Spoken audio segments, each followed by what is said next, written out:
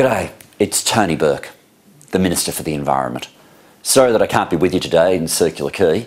I am experiencing the joys of Parliament in Canberra, but really wish I could be with you there.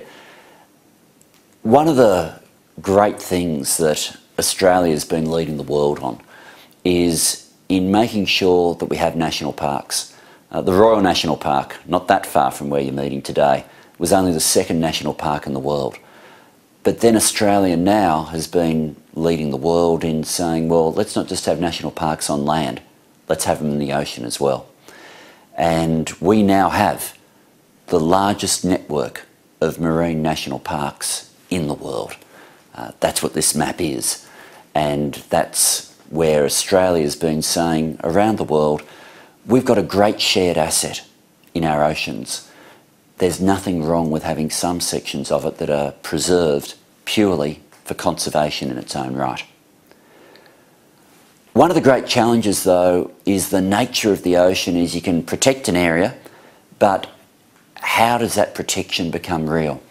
And a big part of it is looking after the wetlands, the waterways, all those coastal areas, because the link between pollution in our urban areas through to marine debris is so close and so horrific.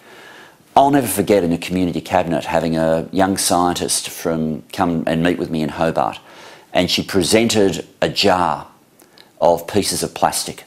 There would have been 40, 50 pieces of plastic or something like that in the jar, but all of them had come from the stomach of one mutton bird on Lord Howe Island. In our urban areas, we often don't think about the link between our wetlands and our rivers through to the impact on what happens to marine life. But as councils, you have been thinking about it.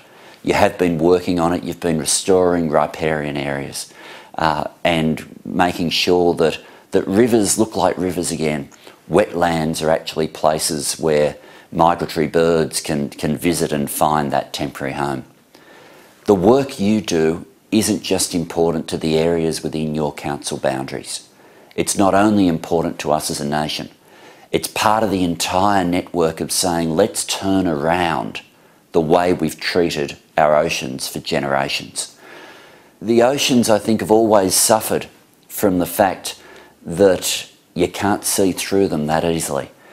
And people have, for years, treated when you throw something away as the ocean being the perfect example of what counts as a way.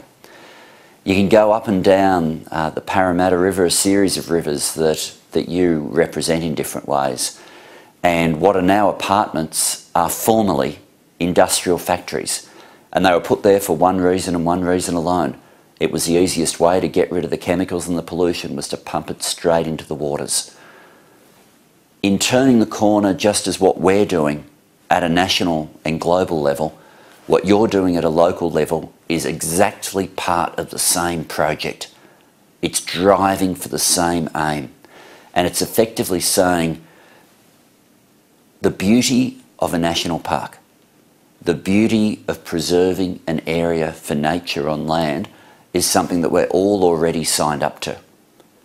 In doing it for the ocean as well is something where big gains have to be made. There's a whole lot of stakeholder interests that have to be worked through.